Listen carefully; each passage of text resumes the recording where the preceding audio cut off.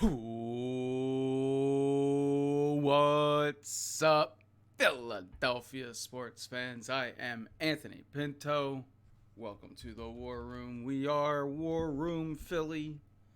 It's a solo show tonight. How's everybody doing out there in Chatland? It's we're gonna kind of go freeform tonight, but we're gonna go a little all over the place.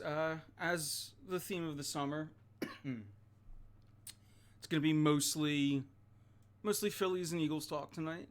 But as always, if you got anything to bring to chat, by all means, you're the hosts. You're the hosts. Excuse me. But yeah, it's gonna be a fun one tonight.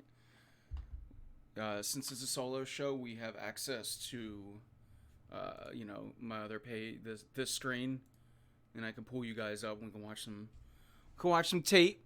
I'm gonna see if I meant to do it before, but was running late, so we're gonna do it. We're gonna do it on air. We're gonna see what we can find as far as the Eagles and anything like that. So if you got links to send, we could do that. But the topics for tonight is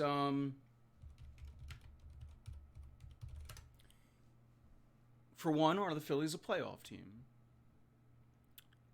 And how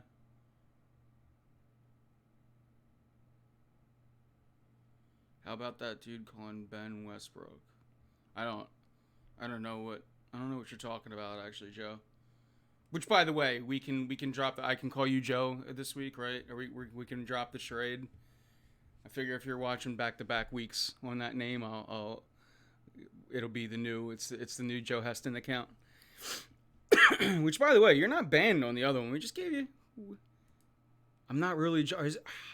I'm not buying that. I'm not buying that. Well then, Philly kid, if it's for real, you're not Joe Heston, which is by all means that's fine. If it is, are you on Facebook? Are you following us on Facebook? Would you like if you're on Facebook and you kind of comment on our page, if you're someone from there or whatever, if you would like to go by a name other than Joe, by all means. But if not, I'll just call you Philly kid and okay.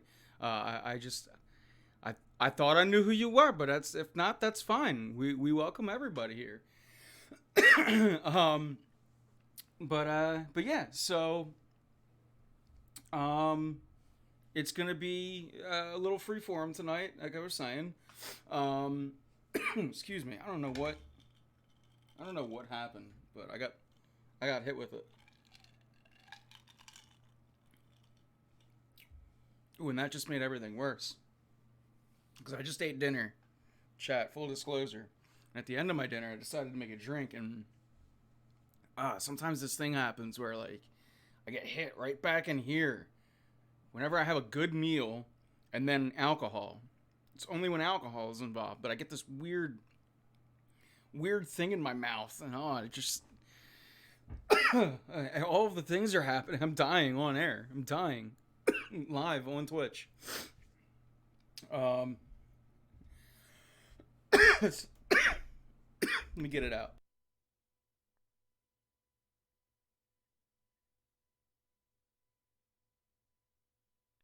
Sanders in the backfield now for the first play.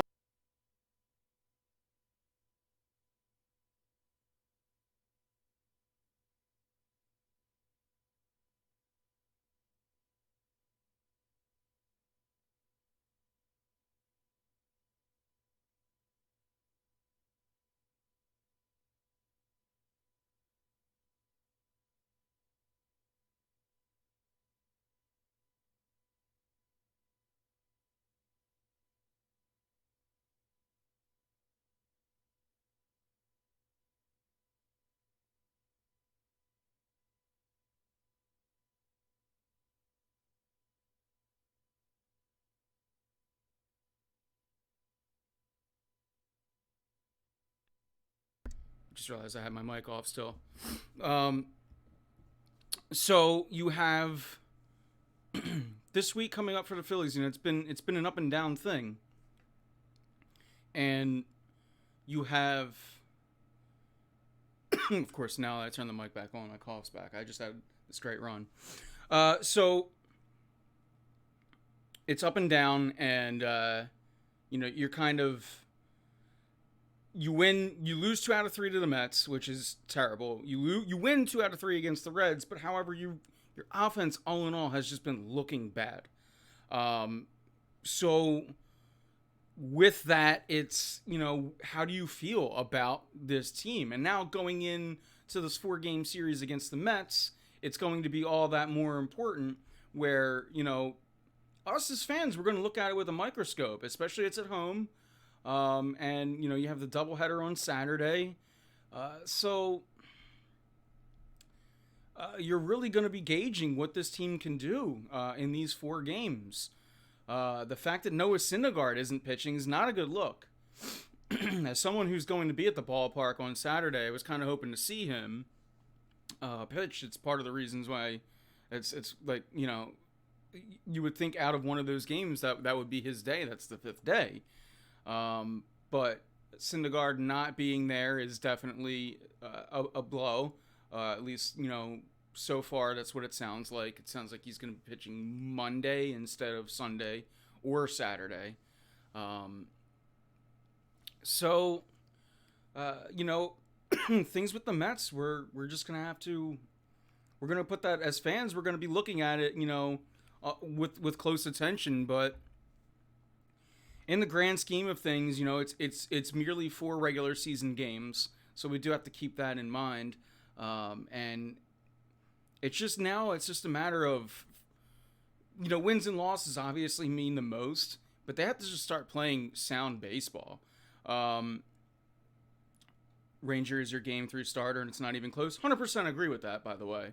100%. Like, if you're talking playoff rotation, 100% agree.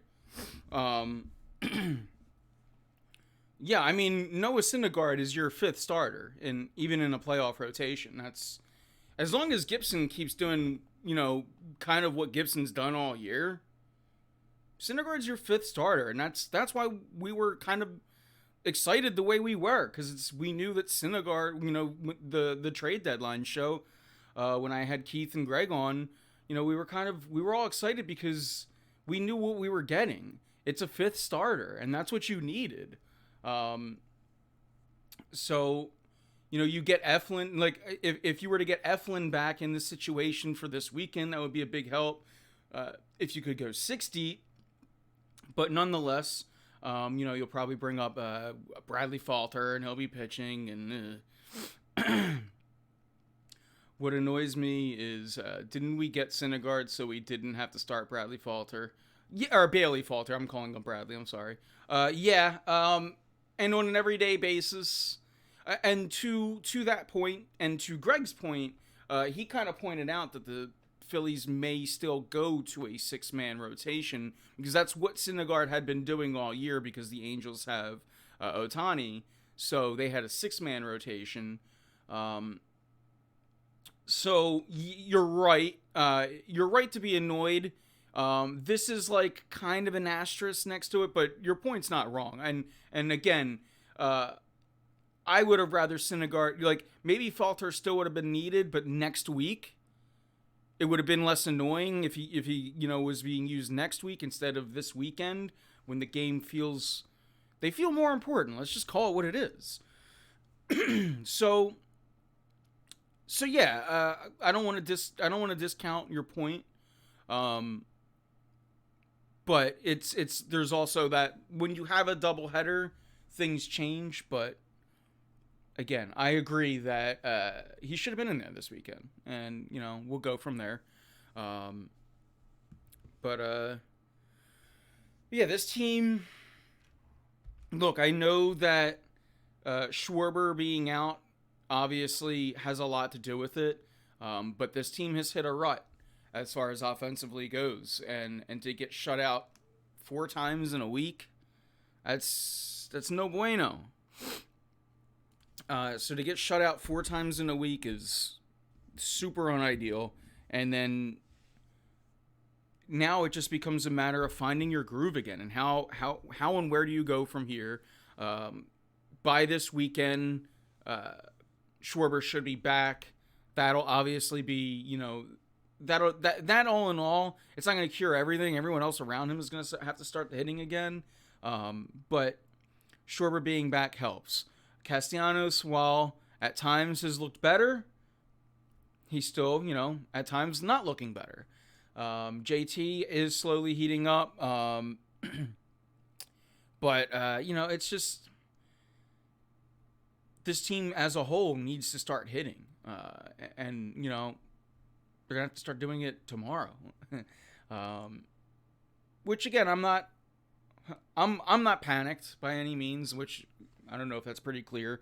I think they will start to hit again. I do think that Kyle Schwarber being out has put a huge weight on this outfield as far as offensively goes. So, or not even the outfield, just the whole line in general.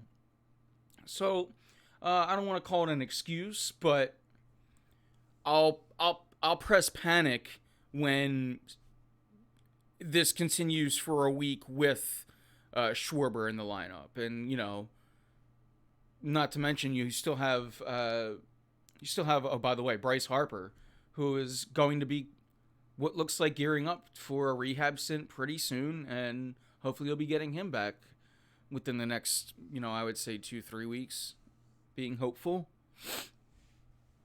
So let's go from there. But as far as this Phillies team go, are they a playoff team? How do you guys feel out there? The way I look at them right now is because of those two things. You're getting two of the best hitters in the National League back in your lineup slowly but surely. I think if your bullpen can stay healthy, you have a decent to very good bullpen. And that starting rotation between Wheeler, Nola, Ranger, Suarez, Gibson, that's a very good starting rotation to bring to the playoffs. And not only to the playoffs, but down this stretch. So are the Phillies a playoffs team? In my opinion, yes. When you look at the standings and when you look at the rest of the National League, like are the Phillies a World Series team? That's not what I'm saying. But when you look at what's being brought out of the National League, and specifically the National League wildcard race, there's no reason to believe that the Phillies aren't going to be right there at the top. Well, not right there at the top, but in the 3.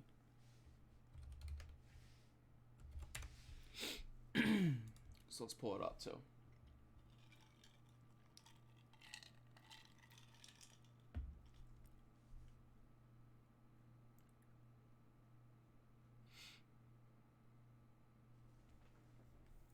When you take a look at the National League, it's funny because it was only 2 weeks ago when we had the trade deadline show. We had Greg on and everything, and we were kind of talking about the wild card spot kind of solely being in the 3 spot. And I see your comment. I'll get to it when we finish this thought. But yeah, we see that we were talking about, the 3 spot kind of being a lock and step, and that really being the only seed that they could get. And now here we are a couple weeks later. Now, granted, some big things have happened to San Diego. That dude Tatis got suspended for testing positive. So with that, the Phillies have taken advantage of it. And hey, right now they are right there. They're only a half game up, but they are in the second wild card spot. Which, if anything, just makes you feel a little bit more safe, right? Milwaukee is right up on their tails, but I don't know about you guys, chat, but I just don't know that Milwaukee is the team to catch the Phillies. I'd have to look at their schedule and everything. And outside of Milwaukee, the only other team that I could foresee making any noise is San Francisco. But again, I don't buy into San Francisco. If anything, I would fear Milwaukee a little bit more. But this isn't really a credit to the Phillies as much as it is a knock against the rest of the contention behind them. If a team gets hot and makes me look stupid, I'll eat my words. But right now, I think the Phillies are a playoff team. And if not for any other reason, it's because that they're a little bit better than their competition. I mean, again, I would have to look at Milwaukee's schedule, but the Phillies have a very favorable schedule. And I just see the Phillies as a much more complete team than Milwaukee. And Milwaukee kind of always finds a way to get in their own way. But you could probably say the same thing about the Phillies.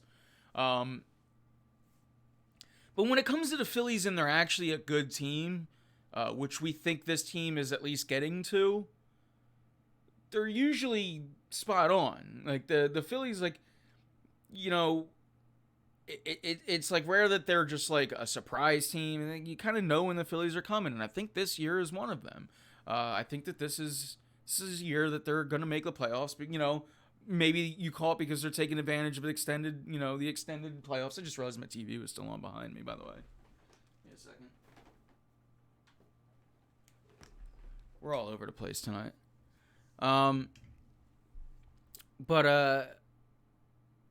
Let's go to chat action on this one. They are a playoff team by default, like the Eagles were last year. Yeah, it's again, and you could say, we said the same thing about the Eagles. Oh, they're taking advantage of an extra wild card spot. Yes. Now, here's what I'll say that's different about the Phillies, and we're still a ways out. Let's talk again about this in a little bit over a month. The Phillies, and just because of the nature of baseball, even, the Phillies feel like they have more of a shot to at least win a series than the Eagles did a game. It doesn't help that they went up against the best quarterback of all time, too. But with the Eagles, it was like you kind of knew that no matter who they were going to play in last year's playoffs in particular, they weren't going to win. And you knew it for a few reasons, but the main was because of what we saw out of the quarterback. Now, there's a lot better of a team around that quarterback this year, which also puts more pressure on said quarterback. But, you know, we'll kind of see what comes out of that as far as the Eagles go. But as far as the Phillies, why am I a believer in them more than last year's Eagles? We can talk about that. Why would be because kind of what I was saying. Talk what you want to talk about this bullpen. The Phillies have a good bullpen right now. If they stay healthy and stay as on constructed and as on course, they're a good bullpen. Couldn't say that at the beginning of the year, but it wasn't managed correctly at the beginning of the year. I think it's being managed better, and I think that people have both, not just to, this isn't, I guess to throw something to Girardi, but like throughout the season, relievers are going to tell you what role they should be in. And I don't mean by with their mouth, I mean by with their performance. And, you thought you had your closer in Knebel, and it turns out your closer was Sir Anthony Dominguez. And, for the fans that were like, I was saying that the whole time, Sir Anthony still had to earn it. And now he has. So it's, I think that this team is better for a lot of reasons, but also because of the bullpen just simply finding its groove and finding its roles. So I start with the bullpen, which is never I'm not saying that that's their strong suit, but they do have a good bullpen. Again, I don't think anyone wants to talk about, in a negative way, their starting pitching. And if anything, if you want to talk, if you want to say bad things about Syndergaard, him being a fifth starter in the playoffs, you might not even need him. If you're a Phillies negator, you might say that he'll never get there anyway because they'll already be gone by then. That's fine. But if Ranger and Gibson stay the course, all you need is Syndergaard, you probably get defaulted to a bullpen pitcher, or, the long man at that point. We're all fine with that. Which, by the way, Syndergaard is, let's not bury the lead. He's coming off of a very good start. Went 7+, had some pretty good strikeouts, He had the curveballs. Seems like he's finding his curveball here with the Phillies and in the National League again. But I mean, Syndergaard, it's not like he's trash. This team has been picked up by its trade deadline moves, which, you know, it sucks because then today comes out that Brandon Marsh is going to hit the DL or the IL, excuse me. Their starting pitching has not been an issue at all, in your opinion? I mean, it's really only been an issue when Bradley, or I don't know why I keep saying Bradley, excuse me, when Bailey Falter is on the mound. Or when Eflin was on the mound and struggling. Which is why I didn't want Eflin back. Zach Eflin cannot stay healthy an entire season. I do not want to see him in a Phillies uniform next year. But no, their pitching is fine, which leads you to the offense. Which, yeah, the offense has been up and down, right? But look, go look at any team that's not the Dodgers, because they're freaks. Go look at any team throughout all of baseball, and you're going to have ups and downs in it. And I think right now, look, the Phillies are managing to win games through this little bit of a rut. And it's, you know, not to mention their two best hitters aren't in the lineup. But the offense is really that's what signs checks for this team. So we just had that long conversation about the pitching. But ultimately, that's what's going to win games for this team, and that's what's going to sign checks is the offense. So when Schwarber gets back, and like I said, hopefully, 2-3 weeks maybe, chat? We get Bryce back. It's going to be firing on all cylinders as long as, look, obviously everyone's got to be hitting too. Just because everyone's healthy doesn't mean it works. But if JT can stay on the slow incline that he's been on, if Castellanos can just get hot for a stretch, it's going to just change this team, the whole dimension of this lineup. If Marsh comes back and stays healthy, you know, maybe that's not the best for the lineup per se, but you steady your outfield. All these things, in my opinion, add up to, you know, a Phillies playoff run. Yeah, maybe not run, but a playoff berth. That's all I want. Like, I just want to get to the playoffs, and then we can talk more. But, like, for me personally, I don't want to go too far ahead because as a fan, and I'm just being honest, we've had a lot of letdowns. Now, the difference between what this year would be and as opposed to the last 2+ years, I didn't expect it the last couple of years. I was wake me up when you're there. I just never bought in. This year feels different because of the amount of signings that the Phillies have put into this team. And, you know, they plugged holes with free agents, but I think those plugs are going to at least turn into a playoff berth. I truly do. Adam Wainwright is a free agent this winter. Do you sign him? I mean, if the price is right, I know that's kind of a cop-out answer, right?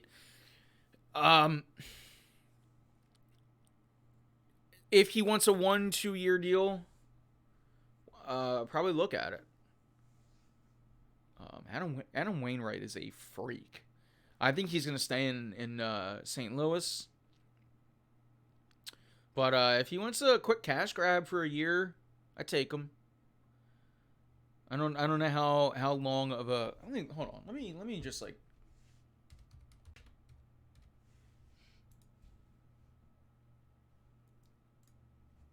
Why wonder when you can just look and know.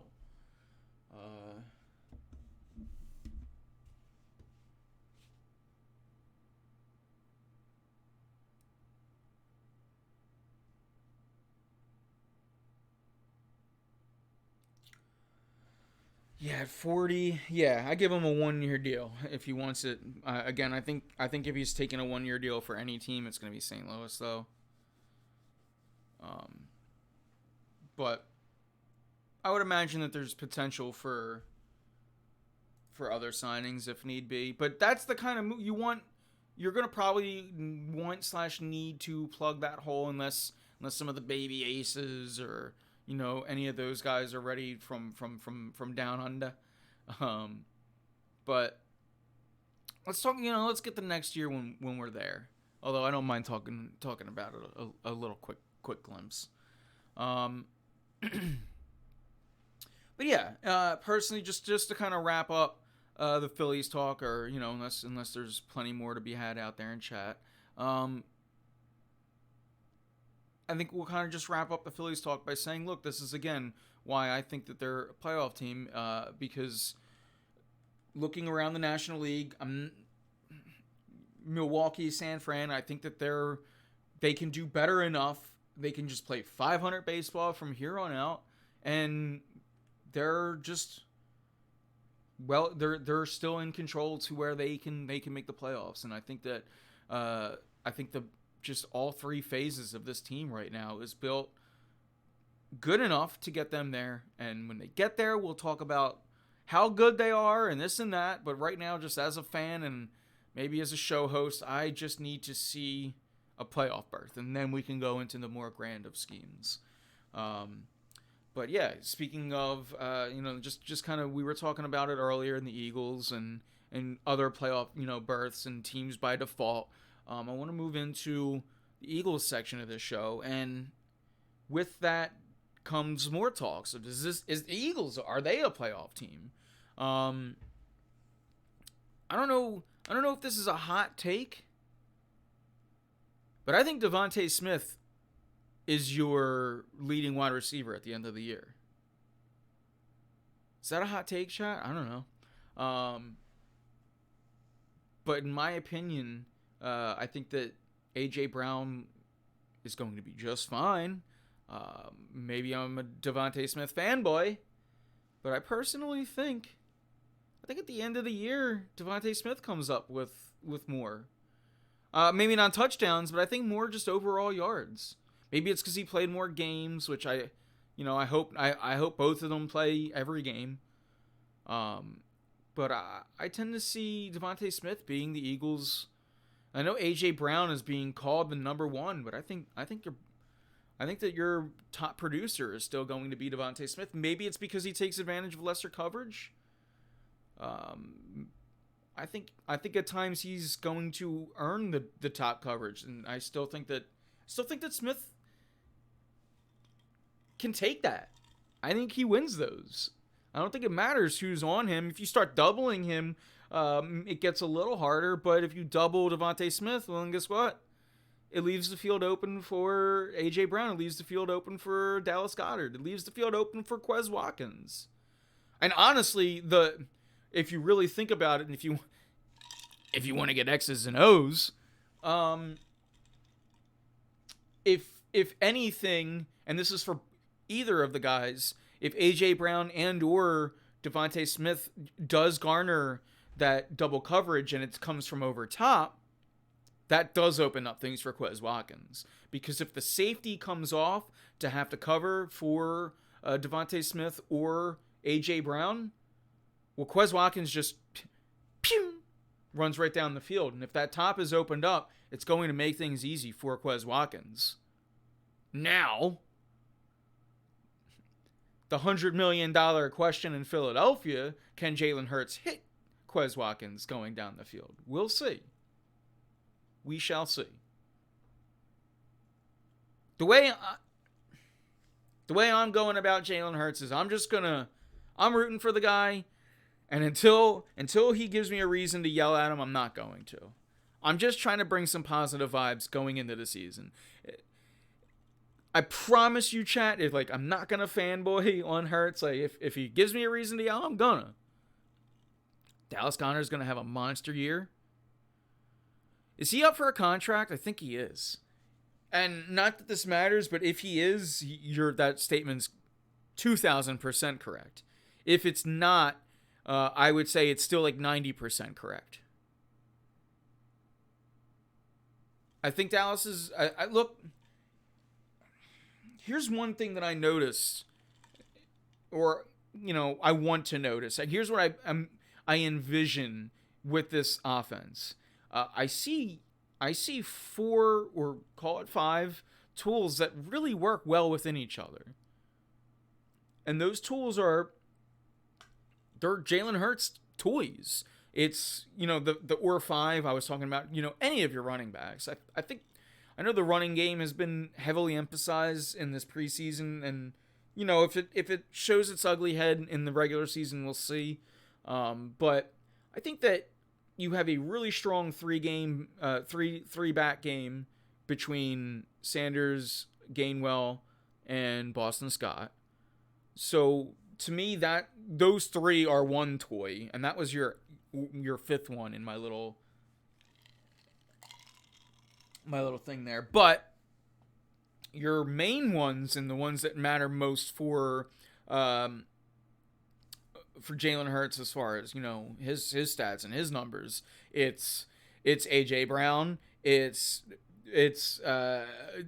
Devontae Smith, it's Dallas Goedert, it's Quez Watkins. And I think that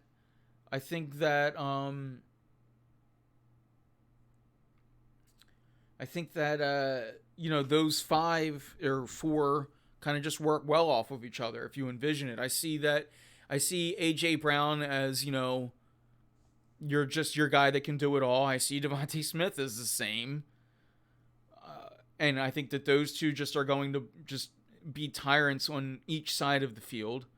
I think that Quez Watkins is a wild card, but I think that his speed opens up things for those two, or maybe in a better way, I think those two open up things for him. And then Dallas Goedert is going to just be your safety net inside. And it's time for Dallas Goedert to really show his worth now as we're going into it. He might be the only tight end that dresses week 1.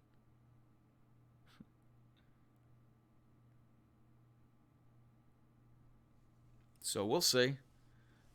Miles Sanders is hurt. Yeah, well, is he going to miss any regular season games? Because that's all I care about. But just kind of as far as this Eagles team goes, it feels like we're probably not going to see any more of the starters unless I heard wrong.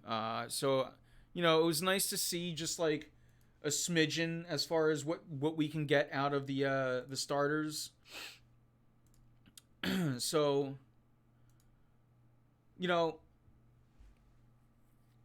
again, it's tough because here's what I say. It's like if we were gonna, I got those. I got rid of this one. If we were gonna panic, if they did good against the Jets, or it's like look, the starters came out and played really well against the Jets, right? And then it's like everyone goes, it's preseason, blah blah blah, and you're like, yeah, I know. But it's like if they did bad against the Jets, everyone would be panicking, including those people that go, it's preseason, it's preseason. It's like, yeah, it's preseason, but that was the fucking Jets. You don't want to see Hurts go out there and go 0 for 3 and 3 and out, and that's all you see. So instead, what we did see was Hurts go kind of all over the field. For the 20-yard line. And on play action. Chased out of the pocket. Play 1 to his right. And firing complete. Hauled in by Watkins on the far side of the field. This is what I like that I did see, and we can kind of re-see. 28 yards on the pickup. No, he didn't go long, but he went both sides of the field. And A.J. Brown and Moses looking his way. Throw it toward the 5. And you can see they only showed 2 of the plays out of the first drive. But even in those two plays, the first pass was him running to his right. He hits to the right. This pass was him kind of more in the pocket, or did he scramble? Let's read. Let's take a 5. Now. he stays more in the pocket. Motion. He's looking his way. Steady feet in the pocket, and he throws to his left, his weak side. That was one thing I wrote in my notes. Where are my notes? One thing I did write in my notes, and I remember writing down, was that Jalen threw the ball to all sides of the field, was what I wrote in my notes. I also wrote offense looked, and then I wrote it in all caps. Crispy. I pre-gamed a little bit for this preseason game because I knew it was going to get boring at halftime. Although that Phillies game that night was pretty good. Winner in the 10th inning. But yeah, as far as... So, I mean, look, Jalen Hurts, 6 for 6, 80 yards and a touchdown. Can't ask for anything better than that. And he ran for one, too. But yeah, even something that I was, we were just talking about, and this is what I wrote down as my, in my notes, too, out of just the quick things. I see this offense and those wide receivers in particular, but not just the wide receiver. I see Goddard working in there. I see them as a really sound fit. Quez Watkins is the wild card to that statement, admittedly. But if Quez Watkins, if Howie Roseman can hit on that draft pick, it's going to be good for Philadelphia. Was that a 6th round pick or was Quez the 5th? Howie Roseman hits on that, it's going to be good for Philadelphia. I mean, obviously everything rides on Jalen Hurts, but outside of that, if Jalen Hurts is going to look like what we saw there, a sound game manager, I see good things for this team. I truly do. You don't need Jalen Hurts to be the guy that just goes crazy and heave the ball down the field 100 times a game. If Jalen Hurts can be just a game manager, I promise you this team is going to the playoffs again, but like a legit feel playoff team. I don't know that they just kind of... I think that if we see the game manager that I think Jalen Hurts can be, I think this team goes to the playoffs and you start thinking big. Which, by the way, again, this is your first stringers too. This is the part of the game that matters.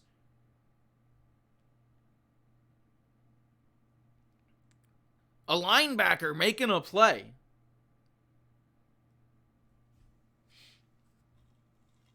Or at least someone in the linebacker position.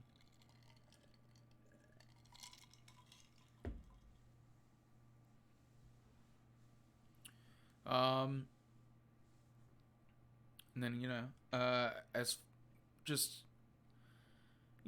far as this team goes, and trying to find the best spot for me. I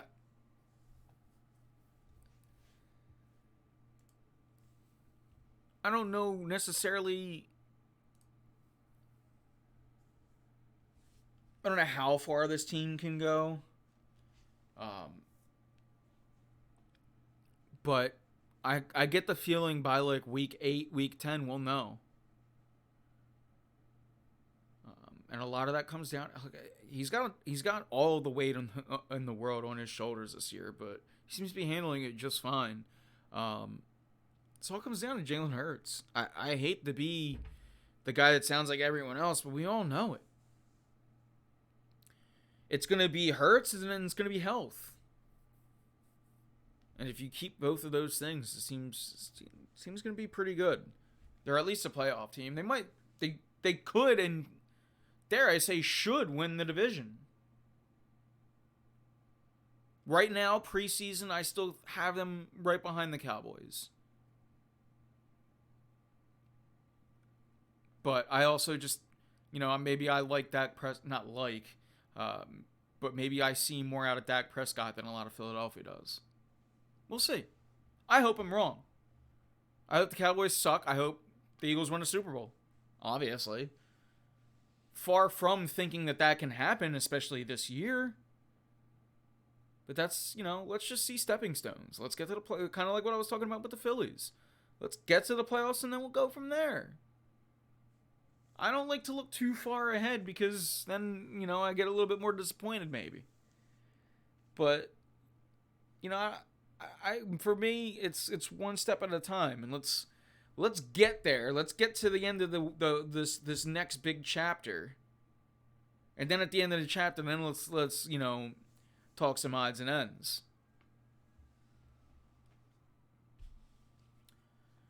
So yeah, I don't know. With that chat, do we got any other final thoughts out there tonight or anything else? I think it's probably a little bit better of a time to start wrapping it up. It's just a solo show tonight, so I don't want to just ramble on and on and on. I've already done it for 46 minutes. So, shout out to you guys in chat for keeping me company tonight. Always makes it not only more enjoyable, but easier. Like if just to be able to bounce things back and forth off of people. Means much. So, yeah, with that, let's put a pretty bow on tonight's show. I truthfully have no final thought. My final thoughts, just to kind of give the conclusion is, I do think, I almost threw a curveball there. I do think that, I almost started talking Kevin Durant.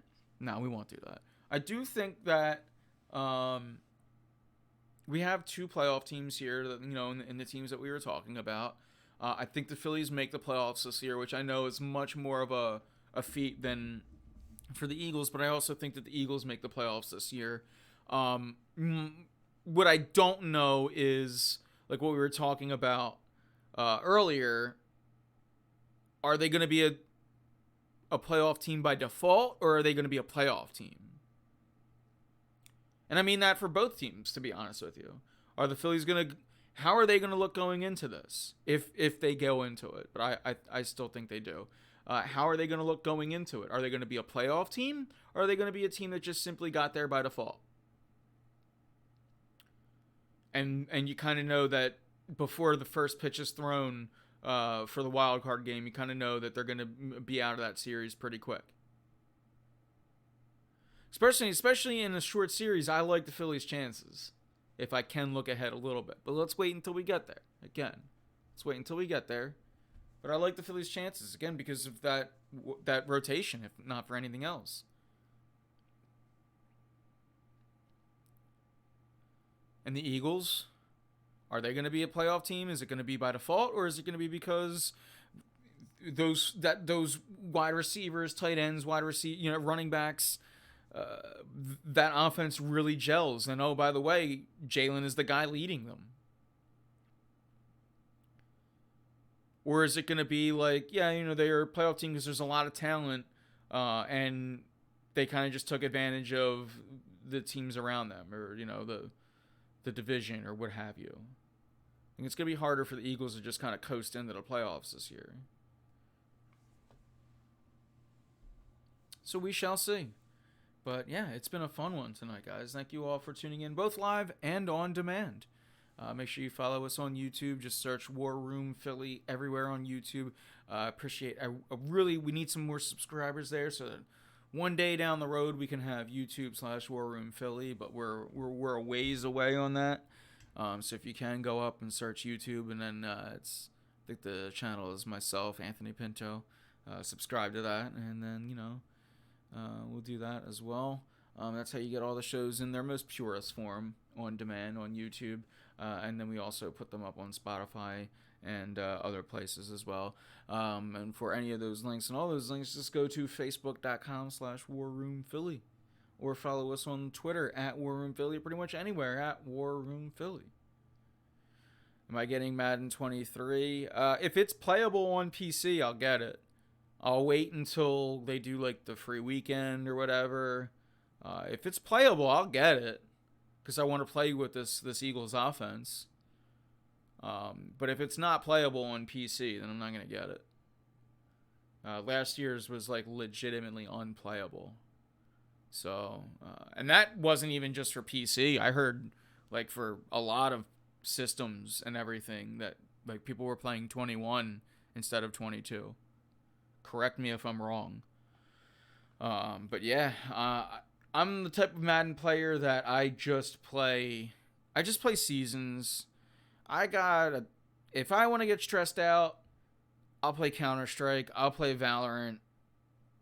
I play my sports games to chill, so I don't like to get into online competition when it comes to my sports games, because you always like get to that point where then it just becomes who knows how to take advantage of the bugs more, and it just gets annoying. So yeah, I'm just good with chilling, playing against the computer. It's like, especially Madden, I like throwing something on because it's like defense. You kind of just like coast, kind of watching in one eye in the background, kind of thing. And Madden, you can kind of play at like your own pace. So yeah, it's a really really good filler video game when it's playable.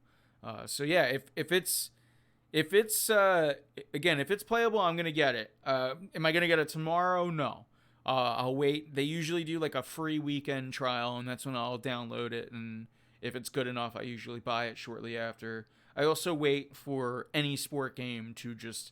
They'll usually a couple weeks into the season, it'll drop to, if not $35-$40. I refuse to pay $60 for a sports game, even though like this is going to be a weird flex, but I'm opening up Steam to see how many hours I have in NBA 2K22. It's probably going to be a sad amount. Over under 300, chat.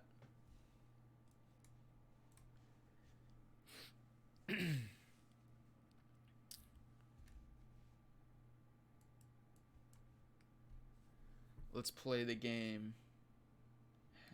How many hours do I have? You said over 300 hours? I have 376 hours in NBA 2K22. Weird flex. Let's see. The last Madden I have is Madden 21. 180 hours. 180 hours.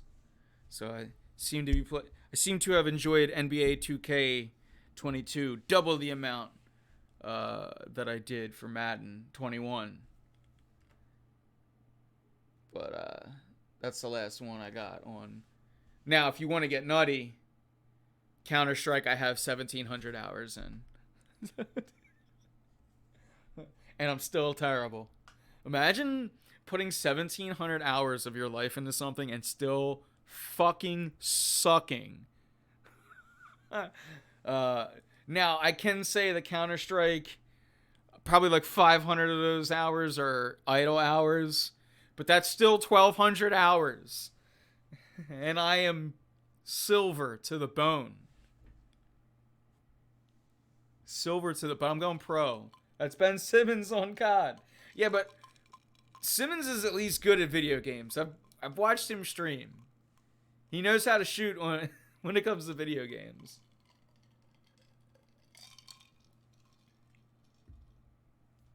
Personally, I think that, and maybe I'm